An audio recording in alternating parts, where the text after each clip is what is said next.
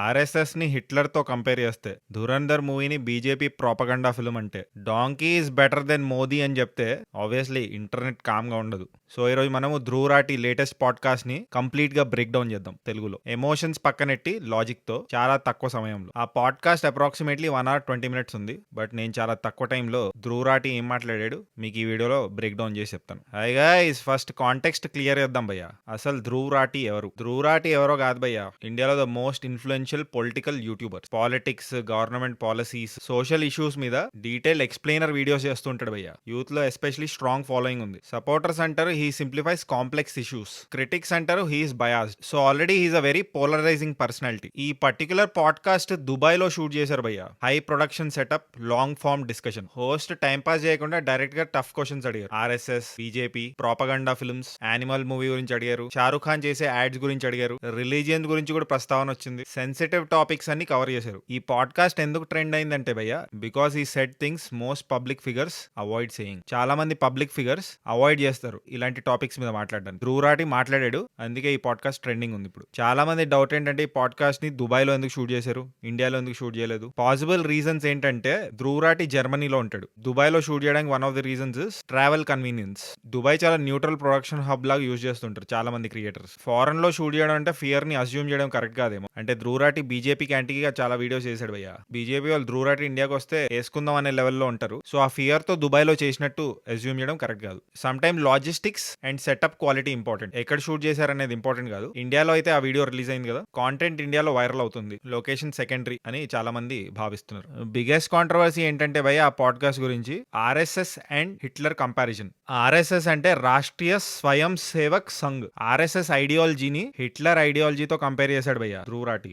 Dress code similarities కూడా mention చేశాడు. Hitler తో కంపారిజన్ అంటే చిన్న మ్యాటర్ కాదు. సపోర్టర్స్ ఏమంటున్నారంటే హిస్టారికల్ రిఫరెన్సెస్ ని డిస్కస్ చేస్తున్నాడు. క్రిటిక్స్ ఏమంటున్నారంటే కొంచెం ఎగ్జాజరేషన్ చేస్తున్నాడు. ఈ ఆర్ఎస్ఎస్ హిట్లర్ కంపారిజన్ గురించి ఒక సపరేట్ వీడియో కూడా చేస్తా అన్నాడు భయ్య ఆయన యూట్యూబ్ ఛానల్లో. కానీ ఒక విషయం మాత్రం క్లియర్, సేఫ్ టాపిక్స్ మాట్లాడలేదు, డైరెక్ట్ కాంట్రవర్షియల్ జోన్ లోకి వెళ్ళిపోయాడు. నెక్స్ట్ ధురంధర్ సినిమా గురించి మాట్లాడాడు భయ్య. ఆయన ఒపీనియన్ ఏంటంటే అది బీజేపీ ప్రాపగండా ఫిల్మ్, ఏ నయా ఇండియా హే ఈ స్లోగన్ ని వాడడం సినిమాలో క్రిటిసైజ్ చేశాడు దాన్ని. అది బీజేపీ వాళ్ళ స్లోగన్. ఆదిత్య డైరెక్ట్లీ దాన్ని సినిమాలో పెట్టేశాడు. ధ్రువ్ రాఠీకి అది నచ్చలేదు, అందుకే ప్రాపగండా ఫిల్మ్ అన్నాడు. ఇంకో ఇంట్రెస్టింగ్ పాయింట్ ఏంటంటే భయ్య, ఆయనకి ప్రాపగండా ఫిల్మ్స్ తో ప్రాబ్లం లేదంట, కానీ యాంటీ బీజేపీ సినిమాల్ని కూడా అలౌ చేయాలి కదా. ఎగ్జాంపుల్ గా పంజాబ్ 95 అనే మూవీ గురించి రిఫరెన్స్ ఇచ్చాడు. ఆ సినిమా ఇంకా రిలీజ్ అవ్వలేదు, చాలా అడ్డంకులు వస్తున్నాయంట ఆ సినిమా రిలీజ్ చేయడానికి, బికాస్ ఇట్స్ అగైన్స్ బీజేపీ అంట. సో మెయిన్ ప్రాబ్లం ఏంటంటే ఆయనకి సెలెక్టివ్ ఫ్రీడమ్ ఆఫ్ స్పీచ్. మీరు చెప్పండి, సినిమాలో పాలిటిక్స్ ఉండడం కరెక్టా?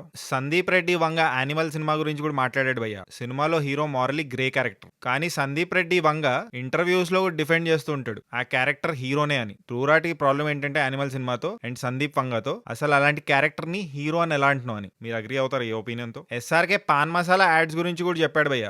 ఎస్ఆర్కే అంటే షారుఖ్ ఖాన్ పాన్ మసాలా యాడ్స్ చేస్తుంటాడు కదా, ఒకసారి డిఫెండ్ కూడా చేసుకున్నాడు. నేను యాడ్స్ చేయడం తప్పు కాదు, గవర్నమెంట్ వాటిని బ్యాన్ చేయలేదు కదా, సో నన్ను ఎందుకు తప్పు పడుతున్నానని డిఫెండ్ చేసుకున్నాడు. ధ్రువ్ రాఠీ ఆ విషయం మీద కూడా వేసుకున్నాడు, గవర్నమెంట్ అన్ని కంట్రోల్ చేయలేదు, యాక్టర్స్ కి కూడా కొంచెం రెస్పాన్సిబిలిటీ ఉంటుంది, సో రెస్పాన్సిబుల్ గా ఉండరు యాక్టర్స్, దేని పడితే దాన్ని ప్రమోట్ చేయకూడదు అని ధ్రువ్ రాఠీ చెప్పారు భయ్య. వేరే వాళ్ళ గురించే కాదు, ధ్రువ్ రాఠీ ఆయన గురించి కూడా ఒక క్వశ్చన్ అడిగితే చెప్పాడు భయ్య, హూ ఇస్ ధ్రువ్ రాఠీ అని క్వశ్చన్. ఆయన ఇచ్చిన ఆన్సర్ ఏంటంటే రేషనలిస్ట్ అంటే హేతువాది, ఏది గుడ్డిగా నమ్మని నేను ఆలోచిస్తాను first. Freedom of expression supporter, ఒకవేళ ఒక ఒపీనియన్ ని ఎక్స్ప్రెస్ చేస్తున్నారంటే అది ఎక్స్ప్రెస్ చేయనివ్వాలి, దాన్ని కర్టైల్ చేయకూడదు అనేది ఫీల్ అవుతాడంట ఆయన. టాలరెన్స్ లో బిలీవ్ చేస్తాడంట. ఎథీస్ట్ అని ఓపెన్ గా చెప్పాడు భయ్య ఆయన. దేవుడిని నమ్మడంట ఆయన. దేవుడిని నమ్మడు కానీ వేరే వాళ్ళు నమ్మితే ఆయనకి ప్రాబ్లం లేదంట. ఆస్ట్రాలజీ వేస్ట్ అని చెప్పాడు భయ్య. అండ్ బాబాస్ ని నమ్మడంట. ఇండియాలో ఓపెన్లీ ఎథీస్ట్ అని చెప్పడం very bold move. SS Rajamouli garu నేర్చుకున్నారు ఎథీస్ట్ అని చెప్తే. గుర్తుంది కదా మీకు? మీరు ఎథీస్టా లేకపోతే దేవుడిని నమ్ముతారా? కామెంట్ చేయండి. ఆయన ఏ పార్టీ సపోర్టర్, కాంగ్రెస్ పార్టీతో ప్రాబ్లం ఏంటి కూడా చెప్పాడు భయ్య. కాంగ్రెస్ పార్టీ చాలా లేజీ అయిపోయిందని ఆయన ఒపీనియన్. కాంగ్రెస్ పార్టీ ఎలా తయారైందంటే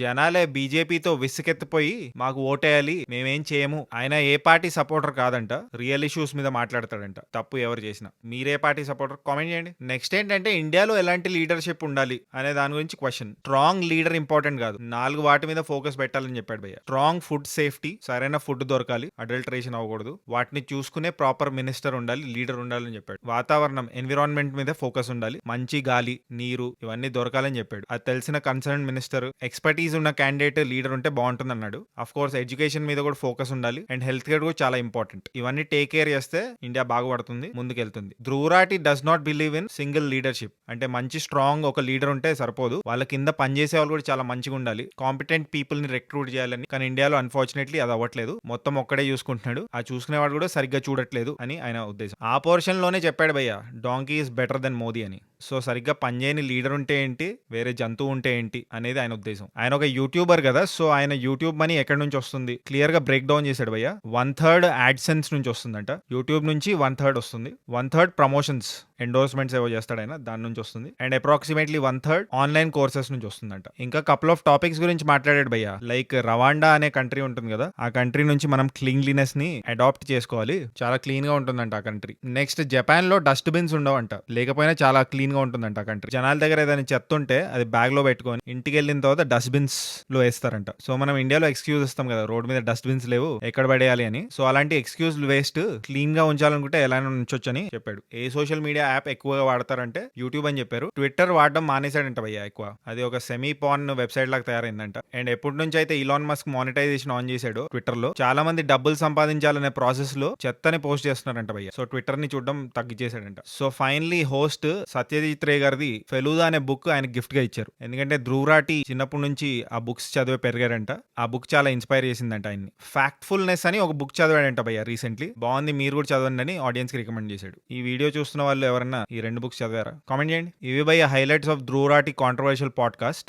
సో ఫైనల్ క్వశ్చన్ ఏంటంటే, ధ్రువరాటి బయాస్డా లేదా కన్సిస్టెంటా? నా టేక్ ఏంటంటే he's consistent with his ideology, కానీ ఆ ఐడియాలజీ అందరికి నచ్చకపోవచ్చు, దట్ ఈస్ డెమోక్రసీ. మీరు డిసగ్రీ అవ్వచ్చు, కానీ డిస్కషన్ సివిల్ గా ఉండాలి. కామెంట్ సెక్షన్ లో మీ ఒపీనియన్ చెప్పండి. అండ్ వీడియో నచ్చితే ఖచ్చితంగా లైక్ చేయండి. అండ్ జస్ట్ ఇన్ కేస్ ఇంకా సబ్స్క్రైబ్ చేసుకోకపోతే సబ్స్క్రైబ్ చేసుకోవచ్చు కదా. పుచ్చుక్ పుచ్చుక్. మళ్ళీ ఇంకో బ్రేక్ డౌన్ తో కలుద్దాం. Stay logical, stay calm.